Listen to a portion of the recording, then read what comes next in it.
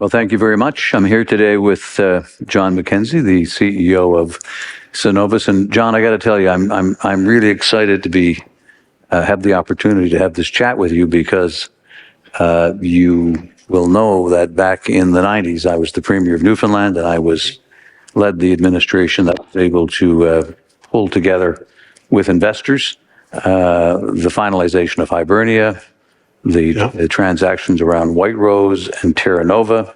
And of course, all three of those are still in play today. And you're a partner in two of the three of those fields on the East Coast. So this is a little bit of a coming home dialogue for me. Look, I want to begin by reminding us that this whole conference is all about building toward a sustainable future.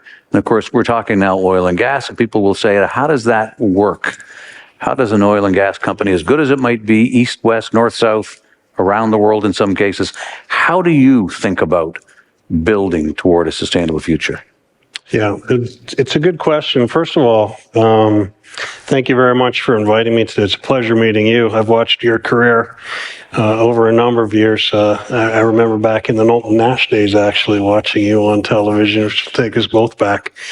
But very happy to be revitalizing those two projects in Newfoundland as well, both Terra Nova and White Rose. And we're getting to the end of that revitalization very quickly. When I think about a sustainable energy mix, I don't think about it very much differently than I think about energy security. And I think one of the really important pieces that we need to consider when we think about an energy mix for the future is what is going to be demanded by the people that consume our products. What is society going to require from us? And I typically think about three things. Energy mix, an energy mix or an energy portfolio needs to have energy that is affordable, it has to be reliable, and it has to be abundant. Energy has to be there for the common person. It has to be there in the quantities that we need, and it has to be there when we need it. And in that mix, I think hydrocarbons have a advantage over just about any other type of energy that's available to us, which partially explains, I think, why almost 80% of primary energy demand today is covered by hydrocarbons, and that would be coal, natural gas, and oil. And that market share of about 80% has been something that has been resilient through the decades. So even with all the trillions of dollars of investment we've put into alternative energies and the like, market share for hydrocarbons still resides around 80%, and that's because of the physical advantages it has.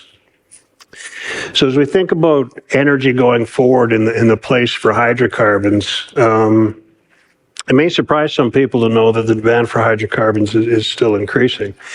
The demand for oil is increasing at about 1 to 2% per day, or per year, excuse me, which means that every year the world demands another 1 million or 2 million barrels a day of oil. And the demand for natural gas is actually growing at 6 to 8%. So this is not a product that is going away anytime soon. And when we look out at global demographics and think about what is the marketplace going to look like in the next few years. Sorry for interrupting you, but let's just talk about that for a moment. It's not a product that's going away anytime soon. Is there even an ability, theoretically, to displace in any more significant way than is currently the case with renewables the product? I mean, Is it a question of choice because of the convenience of oil and gas or hydrocarbons, or is it a question of reality that demand is growing and we can't move quick enough for alternatives? Yeah, I think, Brian, it's all of the above. And the reality is the world is going to demand all the energy products in increasing quantities. There are places where we can reduce, some of the dirtier fuels that we use. So we've done a good job in the Western world of replacing coal-fired gas plants with natural gas, where we have an abundance. But we've also got core building blocks of society where we don't have a technical solution to replace hydrocarbons. And I would point to things like cement, steel, fertilizer and petrochemicals, which are fundamental building blocks to how we run our society, where there is no other technical solution. I think the other thing that's happening, and this isn't controversial, this is a fact, is we have about 1.5 billion people on the face of this earth that live like you and I do. Mm-hmm. There are 6.5 billion people that aspire to live like us, and they demand that cheap, reliable, abundant energy that we enjoy every day. And in many regards, I think we take some of that for granted. Similarly, there's 2 billion people that are going to be on this earth in 2050 that don't exist today. They too are going to demand the same kind of lifestyle we have, which is dependent on energy. There is no first world country that doesn't have cheap, reliable, abundant energy.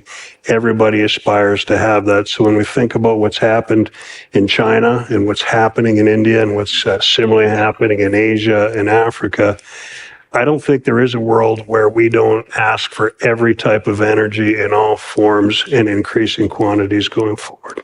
It's interesting you point out the reality that we've got a large chunk of the world still looking for reliable electricity or electricity at all. And in a panel that did here yesterday, we talked about the fact there's 1.5 billion on the continent of Africa, and about 50% of that population doesn't have electricity yet at all. Right. To your point, look, when we think about this sector in 2024. How important is the oil and gas sector to the Canadian economy overall? If you think about the GDP of Canada, the jobs package of Canada, how should we think about it?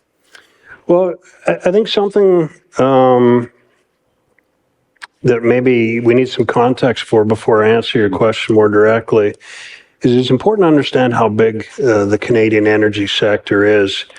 Canada is the 4th largest producer globally of oil. The only 3 bigger producers are Russia, the United States, and Saudi Arabia. Oil and gas production is something we do extremely well, and we do it on a global scale. We produce 5 million barrels a day, about 5% of global production. Almost all of that goes to export. We only consume a small amount of oil here in Canada. Again, most of that goes to the U.S. So when we think about what the contribution is to the country and society, it's within that context that, again, this is something we do at a global scale. I'd point to 4 things that are very important for people to understand. One would be the amount of taxes and royalties this industry pays to all levels of government. And Brian, you'll know from your experience with Labrador Iron Ore Fund, the extractive sector is one sector that actually pays royalties, and royalties aren't paid out of profits. Royalties are paid out of revenue. Yeah. So this is a revenue stream that governments get regardless of the profitability of the companies that underlie them. So in 2022, for example, the oil and gas sector paid about $48 billion in taxes and royalties. And that's roughly the equivalent of what the federal government gives to the provinces to fund their healthcare systems. So this is a significant contribution to the social fabric of Canada. It's a significant contribution to the social welfare network that we all enjoy. That would be point 1. Point 2 is we have some of the best paying jobs in Canada in the energy sector. We employ directly and indirectly about 450,000 people, and the energy sector is the top paying sector in Canada.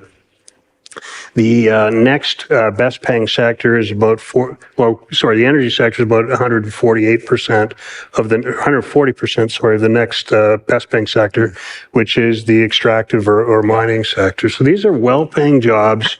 We employ people who are some of the most talented, educated people anywhere, all the way down to people that do general labor. But these are jobs where someone can raise a family, live independently, and enjoy a high quality of life. The third thing that I would point to, Brian, is just the impact that we have on the Canadian dollar.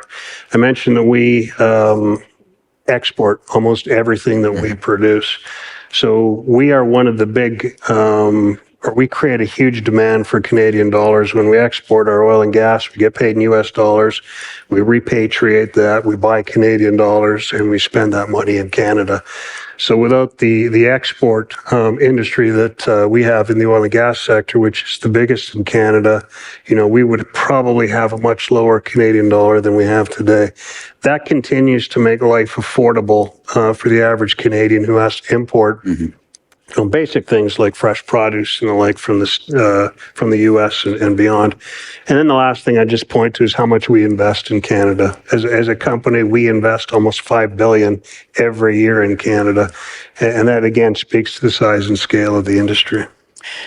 I just note the natural resources sector contributed $464 billion, full sector, to GDP and supports over 3 million jobs. You take the whole extractive sector in total. That represents 21% of the GDP of the country. We're a resource-based economy. We want to do and are doing other things, but we still remain a resource-based economy. I love to hear your thoughts about, and I note Seamus O'Regan, the former NRCan minister, I think is in the room. He was with us a little earlier. The federal government, notwithstanding its initiative to help decarbonize Canada's economy, the carbon tax, et cetera, also took a decision on TMX to acquire that asset and to build that pipeline at a cost of $34 billion of capital from beginning to end. A big spend. Government of Canada. I think we forget that's who did that ultimately. Cenovus is, if not the biggest user of that pipeline, now that it's operating, it has been for a number of months, certainly one of the biggest. How do you think about that spend, that infrastructure build by the government of Canada to enable Canadians to capture more of the value of their own resources? Yeah, I would answer that question in a couple of different ways. You talked about what the TMX pipeline is, and this is a pipeline that was built from Edmonton to Burnaby, which is right near Vancouver on the west coast of Canada, and moves about 600,000 barrels a day of oil across that line every day. This pipeline started up in May. And I've been quite public about it. The startup of that pipeline and the completion of that pipeline is a tremendous day for Canada. It is one of the biggest pieces of infrastructure that we have been able to build in this country for years. It will create jobs. It will create revenue. It will create a better standard of living for all of us. And there's been a lot of discussion around the $35 billion or $34 billion price tag, and there's been a lot of discussion around the tolls. That doesn't complete the picture. The reality is that we as a nation move 98% of our oil into the U.S. This pipeline allows us to get to global markets, get global prices for the oil that we produce, which lifts the value of every single barrel this country produces and exports to the U.S. And so when we think about the economic value, a $5 increase in every barrel we produce translates into almost $6 billion a year for this country. It means more taxes, it means more royalties, it means a higher standard of living for everybody. A very, very important piece of infrastructure. And the government did exactly the right thing in 2018 when it took over this pipeline and it built it.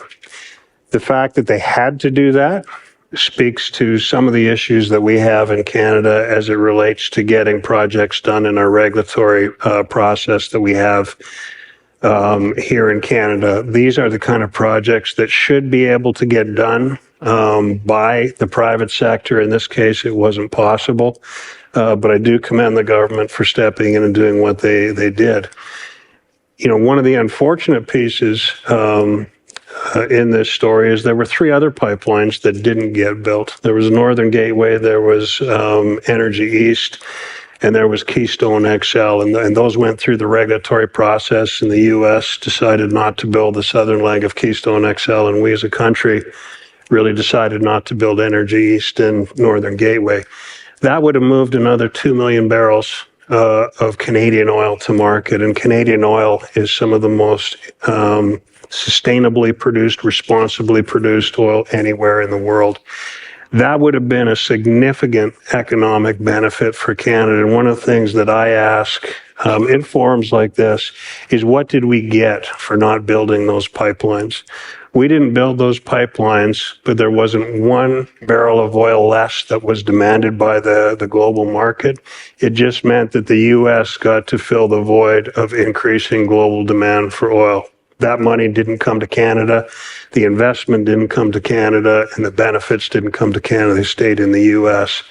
But it speaks to what we need to do as Canadians in terms of streamlining our regulatory process, being able to build these projects, and being able to attract that kind of capital investment here in Canada. And John, just for those who will not necessarily know this story well, I mean, the reality is we were captive, we Canadians, to the U.S. market. And we, for decades, as far back as I can remember, were selling our product into the U.S. market at a discount because we didn't have anywhere else to go. And that I'd like you just to scale that discount for this audience. You've talked about the bump, $5 a barrel, which is huge, but what did we forgo over 25, 30 years in being captive? And where can we now go and place our product where we could not have before? Yeah, I mean, not that long ago, Brian, in 2018, for example, well, maybe I'll even go back a little bit further.